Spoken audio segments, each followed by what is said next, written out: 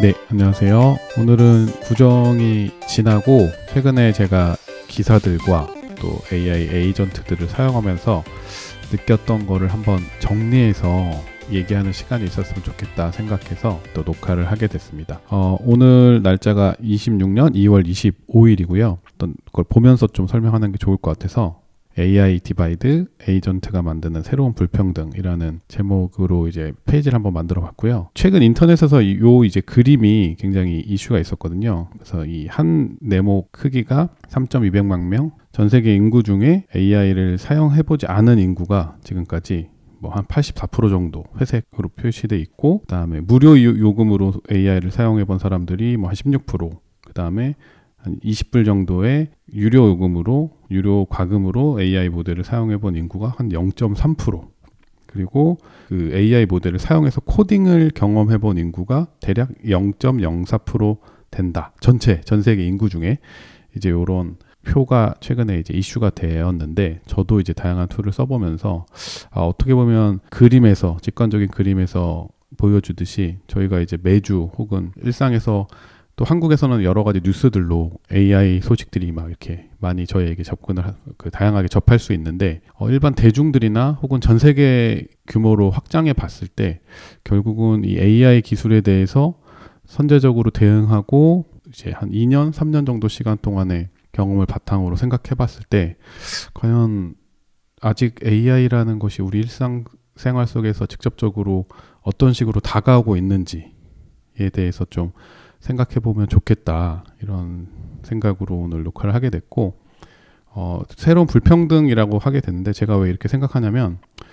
지금 뭐 한국은 뭐 AI가 버블이다, 뭐 미국과 한국에서는 뭐 이게 AI가 거품이 많이 있어서 뭐 주식시장도 굉장히 AI 버블로 인해서 이렇게 가격이 많이 올라갔는데 이게 곧 꺼질 것이다, 이렇게 얘기하고 있는데, 사실 이 그림에서 얘기하고 있는 것처럼 아직 전 세계 인구에서 AI를 사용해보지 않은 인구가 80%가 넘는 비율로 AI를 사용해보지도 않은 사람들이 많기 때문에 버블이라고 말하기에는 AI 시대는 아직 시작도 안 했다. 네, 이렇게 제시를 하고 있고요. 그래서 예전에 1990년대에 이제 PC가 처음으로 있냐 없냐, 그래서 가정용 PC가 보급되기 시작하면서 집에 뭐 286, 386 뭐 이런 컴퓨터들이 있는 집 자제분들하고 뭐 그런 것이 없이 그냥 뭐 컴퓨터라는 게 새로 나왔대, 이렇게 컴퓨터를 처음 어떻게 생겼는지 접하지 못하고 학창 생활을 하는 이렇게 부류로 나뉘었는데, 뭐 그 이전에는 뭐 집에 TV가 있냐 없냐 이런 걸로 이제 또 나뉘었겠죠.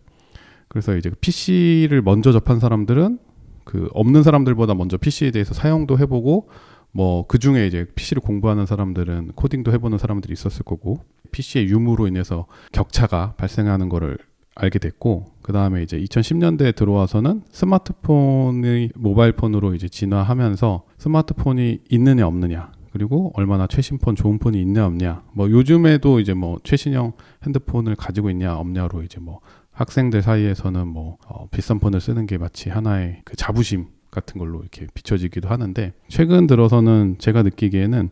AI의 사용 경험이 얼마만큼 되느냐, 그리고 AI를 사용할 때 얼마만큼의 비용을 지불하고 비싼 모델을 사용할 수 있느냐, 이런 걸로 이제 AI 디바이드라고 얘기하고 있는데, AI 격차라고 저는 생각을 하는데, 이 AI 격차가 발생한다라고 생각하고 있습니다. 뭐 제 얘기가 아니라 UN 개발 계획이라는 UNDP의 작년 12월에 나온 보고서에서는 이제 AI가 국가 간 불평등을 심화할 수 있는 굉장히 중요한 이유가 될 수 있다라고 이제 이야기를 하고 있고, 요즘 이제 저희도 3주 전에 이제 몰트봇이라는 걸로 이제 저희가 AI 에이전트가 여기 이제 바탕화면에도 이제 메신저를 통해서 주고받으면서 에이전트가 저에게 뭐 이제 제가 여기 물어보면 오늘 날씨 이렇게 물어보면 이 친구가 바로 인터넷에 접속해서 오늘 날씨를 알아봐서 저에게 바로바로 답변을 주는 AI 비서의 역할을 하는 걸 바로 보여줄 수 있는데, 네, 이렇게 그런 몰트봇도 제가 설명드렸고, 또 클로드 코워크라고 해서 요즘 이제 클로드가 굉장히 여러 사무 영역, 또 AI 코딩 영역에서 굉장히 두각을 나타내고 있는데, 그래서 이거를 쓰고 안 쓰고에 따라서 업무 효율이 많이 달라지는 것을 경험하게 됩니다. 근데 여기서 또 느끼는 생각이, 단순히 이제 사용하는 거를 떠나서 사용하려면 기본적으로 이런 뭐 클로드라는 AI 도구가 있다는 걸 일단 알아야 되고, 그리고 뭐 AI 에이전트를 쓰려고 하면 이걸 설치할 수 있고 설치한 다음에 운영할 수 있는 이제 기본적인 접근이 돼야 되고, 두 번째로 또 중요한 거는 해당 AI를 사용한다고 했을 때 비용이 발생을 합니다. 그래서 대부분의 이제 일반 사용자들은 이 비용을 지불하지 않고 그냥 무료 이용제로 사용하게 되는데, 무료 이용과 유료 이용은 또 굉장히 AI 모델들에 따라서 많은 격차를 제공하게 되고,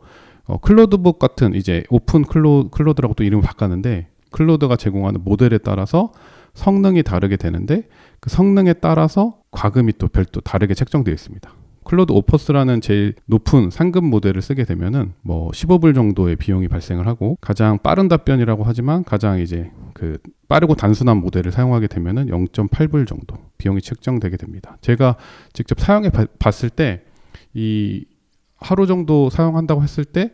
제일 싼 모델을 사용한다고 해도 질문하는 양에 따라 다르겠지만 보통 몇천 원에서 많게는 뭐 만 원, 몇만 원 단위의 요금이 이제 사용료로 발생하는 걸 보면서, 물론 그 인간 비서가 있는 것보다 인간 비서를 직접 고용해서 마치 내 비서처럼 내 일을 이렇게 대신 여러 가지 일들을 도와주는 비서를 고용할 수는 없겠지만 그 인건비보다는 싸겠지만, 그래도 개인이 그냥 취미나 혹은 직접적으로 업무에 도움을 받기 위해서 AI 에이전트를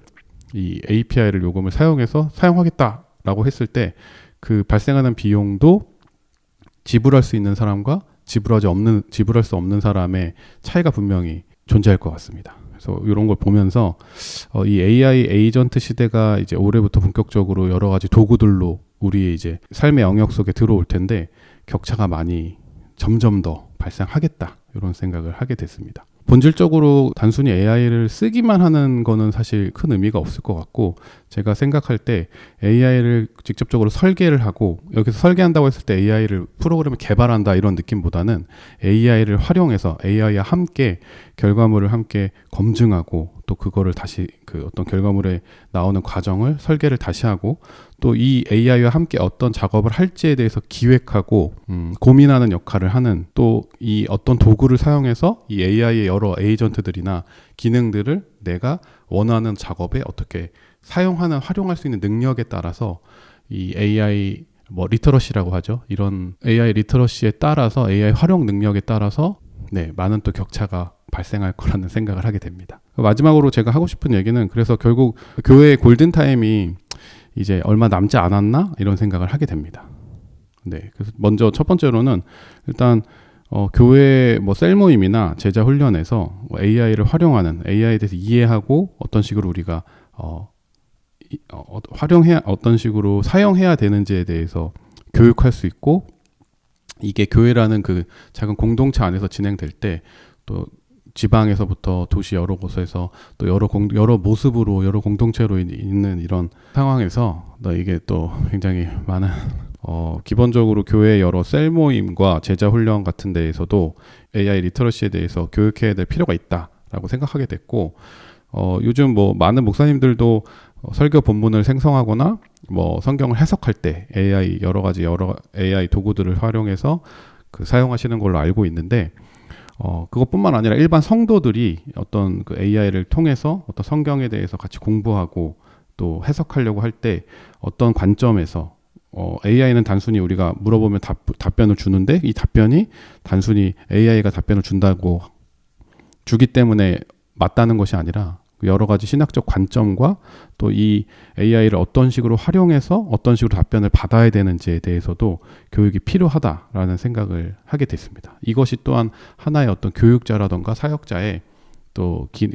역할이 돼야 되지 않나라는 생각을 하게 됐고, 한국뿐만 아니라 또 선교지에서도 우리가 접촉하는 이제 선교 대상자들, 또 교회 공동체들이 있는데, 사실 한국은 이런 소식들을 접하고 활용하는데 굉장히 또 앞장서 있는 나라이기 때문에 해외 지사에 있는 해외 직원들과 소통을 해봤을 때 사실 한국보다도 더 이런 AI 툴들을 유료로 사용하거나 또 다양한 어떤 툴들이 있는지 접할 수 있는 정보의 제공 자체가 차이가 많이 있다는 걸 또 보게 되거든요. 그래서 그런 부분에서 한국이 또 이런 부분에 있어서 한 발짝 더 먼저 앞장서 나가고 있는 것처럼, 또 한국 또 선교지에서 사용할 수 있는 AI 역량을 그들이 더 잘 사용할 수 있도록 돕는 역할을 할 수 있지 않을까? 또 이것도 하나의 디지털 선교의 차원에서 AI를 또 보다 적극적으로 활용하고 또 이거를 전략적으로 개발해야 되지 않을까? 이런 생각을 하면서 제가 최근에 이제 여러 AI 에이전트의 등장과 매주마다 쏟아지는 이 AI의 여러 발전과 또 새로운 소식들을 보면서 지금 느끼고 있는 생각들을 조금 정리해서 설명하는 시간을 또 가졌습니다. 다음에 다시 또 찾아뵙도록 하겠습니다. 감사합니다.